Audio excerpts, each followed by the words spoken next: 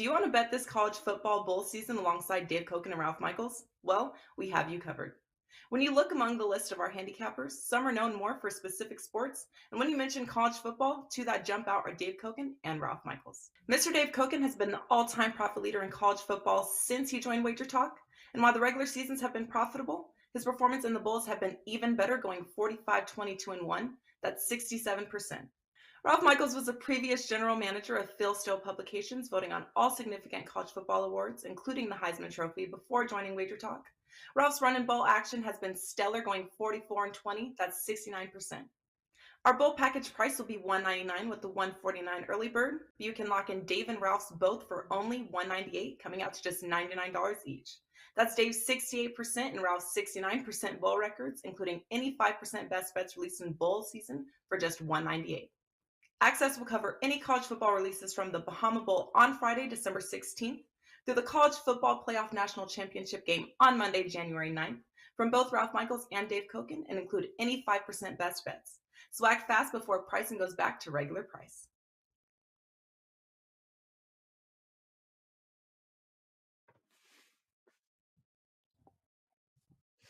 Welcome into college football today. Happy hour kickoff show here. Bowl season is upon us, and we are breaking down 3 bowl games. We got best bets at the end. I am Drew Martin, joined by Adam Trigger and Dave Cokin of wagertalk.com, 2 of the best college football betting minds out there. Guys, let's get right into it. No need to bury the lead here. 2:30 Eastern, December 19th, Myrtle Beach Bowl. We get UConn and Marshall here. Dave, coming to you first, we're seeing a double-digit favorite in Marshall, the Thundering Herd. Low total of 41. Kind of interesting to see UConn in bowl season, but here they are. UConn and Marshall. Any interest in this one, Dave? Yeah, look, Jim Moore has done a phenomenal job at Connecticut. The thought that this team could get to the postseason, I mean, if you go back to preseason,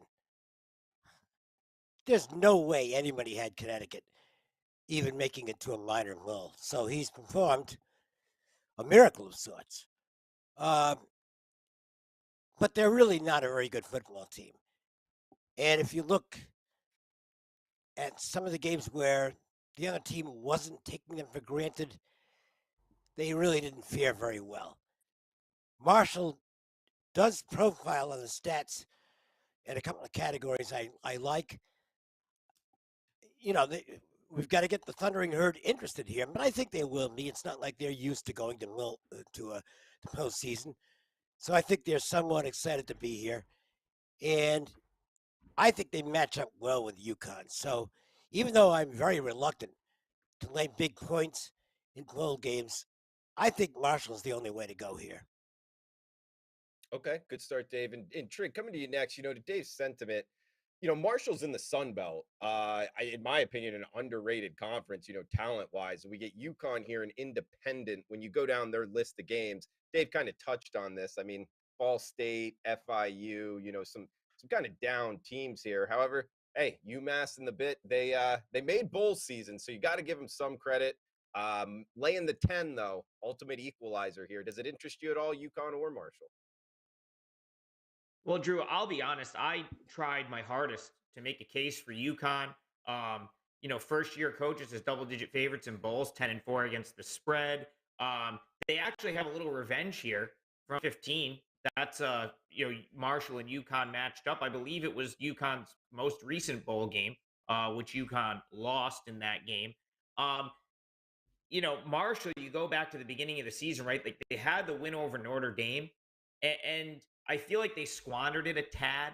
They kind of weren't great after that. They picked it up toward the end of the season. So I really came back to sort of the same thing that, where Dave was, touched on, how interested is Marshall going to be in this game? But I go back to last year and the fact that they kind of got killed in their bowl game and that they haven't won 0-3 now for Marshall in their last 3, which makes me think that this will mean something to them. And if Marshall shows up here, they probably run UConn off the field. They touched on the stats. UConn away from home has gotten killed on the stat sheet, probably worse than it shows in the standings and in the win-loss record. So I'm with Dave. I don't love laying double digits in bowl games, especially fading a team like UConn that really nothing to lose. No one expected them to be here. So they're really playing with house money, Drew, but I don't think it's a good matchup for them. And I'm with Dave. I would only lay the 10 here. I think it's much better for Marshall. All right, second game up here Tuesday, the Potato Bowl, 3:30 Eastern, December 20th. Eastern Michigan, San Jose State University, -3.5. That's San Jose State. Trig, coming to you first. Of course, this is the Potato Bowl, Boise, Idaho, I believe, on the blue turf. 54 being the total. MAC, Mountain West, Eastern Michigan, San Jose State. Any interest in this one, Trig? Drew, I'll be on the first two. I've got a strong opinion in the third one. These two were two of the top, in my opinion, where I kind of flip-flopped a little bit. Again, in bowl season, that happens, especially as the info kind of comes in. What I've settled on for this one, I just think San Jose State's the better of these two teams. Now, do I want to necessarily lay what I consider to be the key number? I mean, it's come down. It's like bounced back and forth. I'm seeing 3.5 right now. That determine as the week goes on. I believe we're about 5 days away from this game, this video. But there's things I like about San Jose State more than Eastern Michigan. One, I love that they don't turn the ball over. They're one of the best teams in the country in terms of not turning it over, which I think could be important in this game. Another thing I really like is their pass rush, which I think could be disruptive here. They also have not covered a spread, Drew, since early October.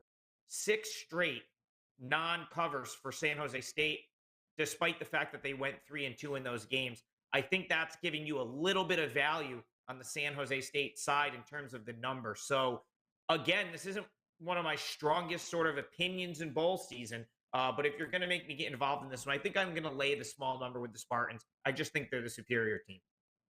Okay, pointing there towards Dave, possibly him being a little bit overpriced in the marketplace the last 6 games, ATS-wise winless. But up against Eastern Michigan here, sometimes the MAC talent-wise is up against it in bowl season. At least something I kind of look towards at times here, Dave. What do you think in Eastern Michigan and San Jose State?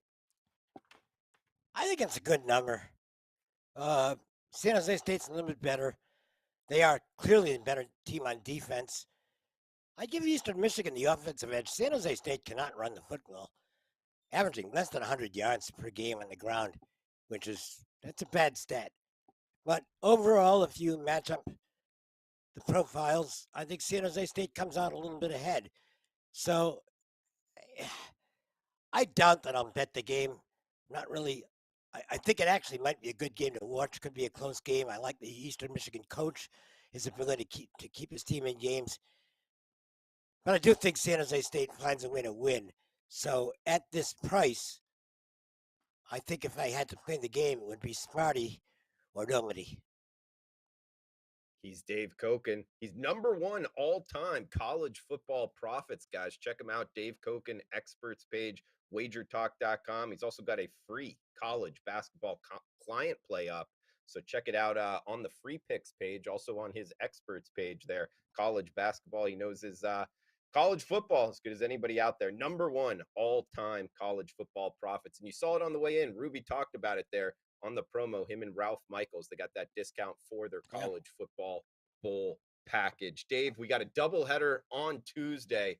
Boca Bowl, the night game. What I'm thinking about going to here in South Florida, Toledo, -5-point favorite, 54 being the total. It's the Toledo Rockets and Liberty, the Flames, 7:30 primetime Eastern, Boca Raton Bowl. Are you liking anything Toledo and Liberty here? Yeah, I think this is now falling into the value category.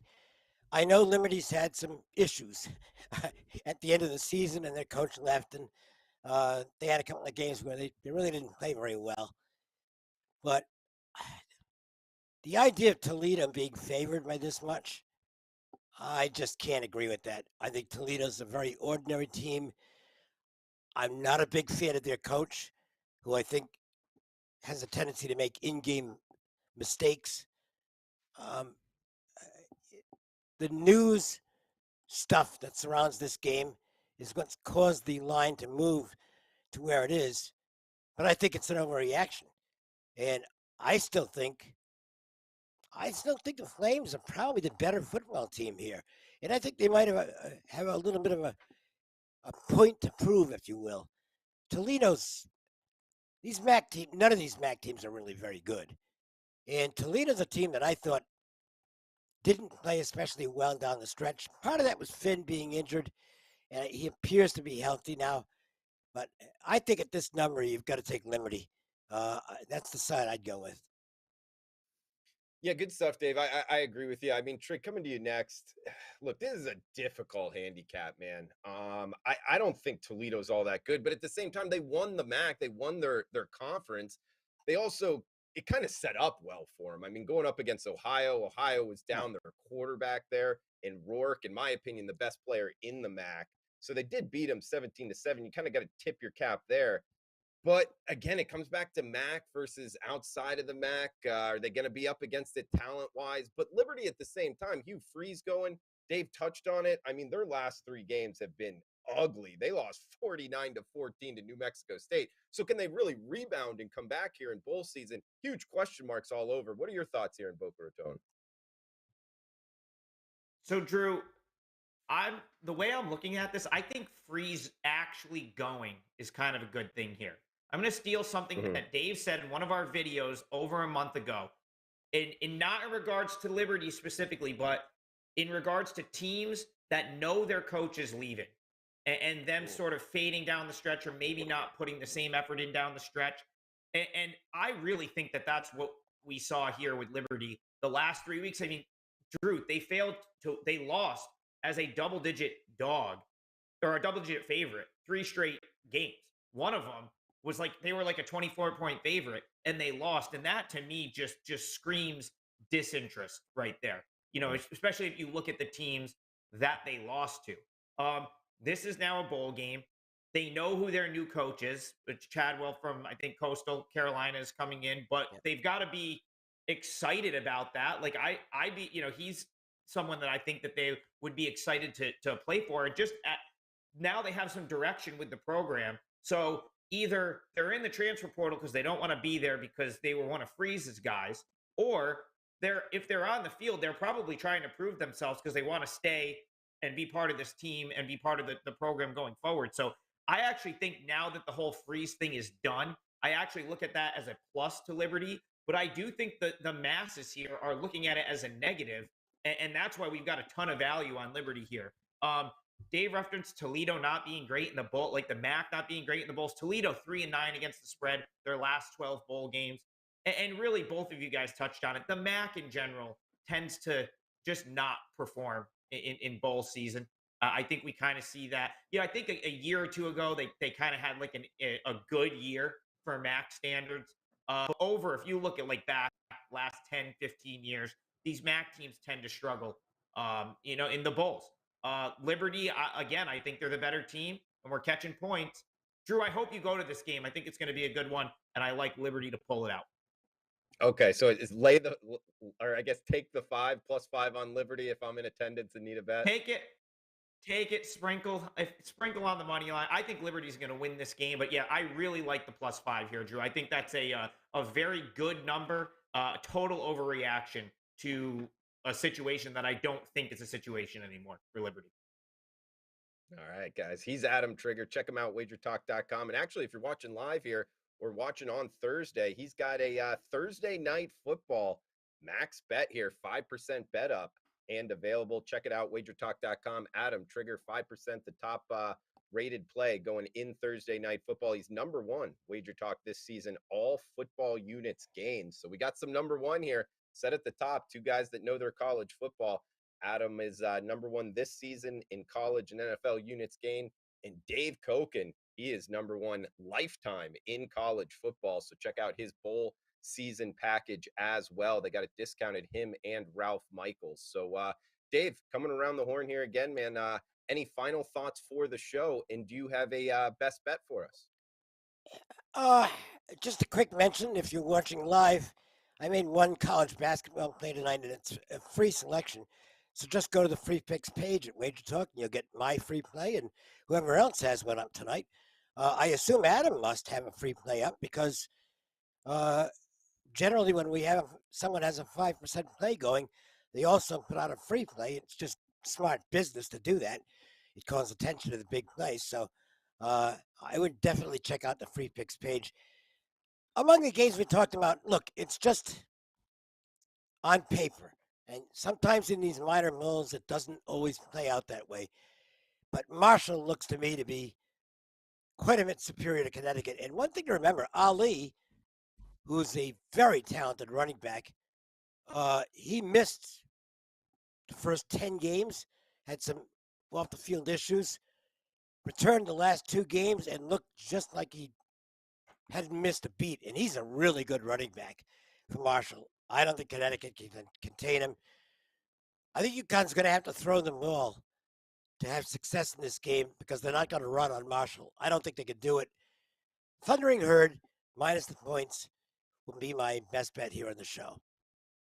All right, guys, and check out his free play. College basketball, he touched on it there. Dave Cokin, #1 college football all-time profit leader. So we got Adam Trigger here. Again, guys, is 5% up. Thursday night football, #1 at Wager Talk this season. All football units gained. Trig, final thoughts for the show, and do you have a best bet for us?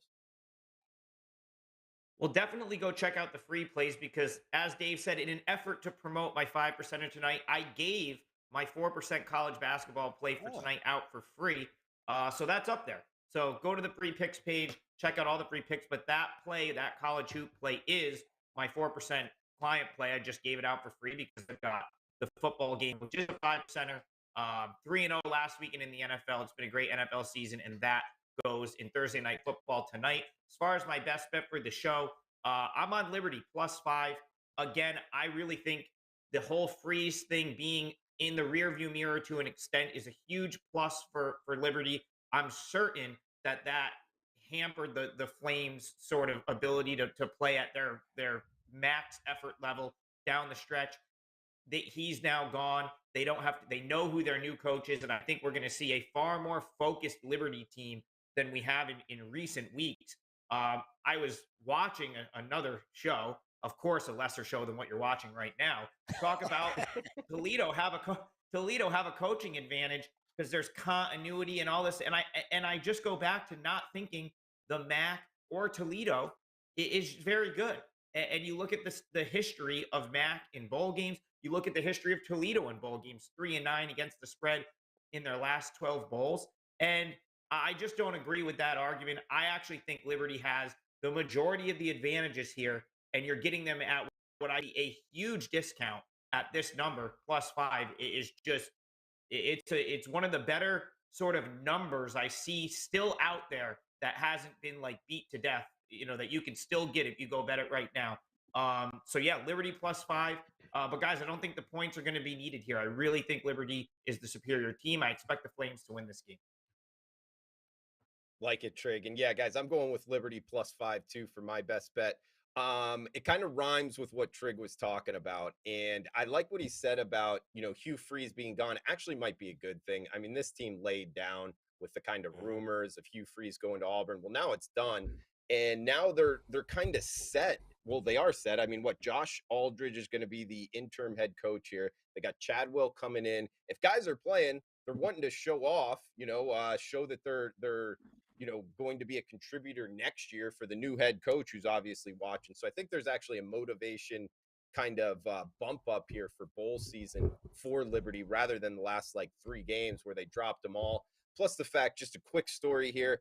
I went to the Boca Bowl, I think it was 3 years ago. UAB was playing Northern Illinois. It was my first game back from Costa Rica. I'm all excited about it. I bet on Northern Illinois. And to Trig, what he was kind of talking about there with the MAC, I think Dave said it as well. You get in there, and there's not a lot of people. You can go close to where the bench is. And we walk by Northern Illinois first, me and a couple friends. It's like, all right, checking it out. Then we go all the way around, go by UAB. I just look at my friend and I'm like, we are on the wrong side here. Just the size advantage. Oh, it was obvious. And sure enough, UAB blew them out. So I've always remembered that the last 3 seasons. If you like a MAC team, you better like them a lot for a pretty good amount of reasons, because they're going to be up against it kind of size-wise, strength-wise, talent-wise overall. And I think that might show here with the Liberty Flames. So +5, sprinkle a little bit on the money line. Something I recommend if you like an underdog, sprinkle some on the money line, guys, because tends to be a little bit more volatile in bowl season. So if the underdog's in it, a lot of times they have a chance to win it outright. So Liberty +5, Trig on Liberty +5, Dave Cokin, #1 all-time profits in college football. Marshall, the Thundering Herd, -10. So for Dave, Adam, I am Drew. Thanks for tuning in. Please smash that like button. Please feel free to comment below. It helps the algorithm on the YouTube channel. So guys, thanks for tuning in. Cash those tickets, and we'll talk tomorrow.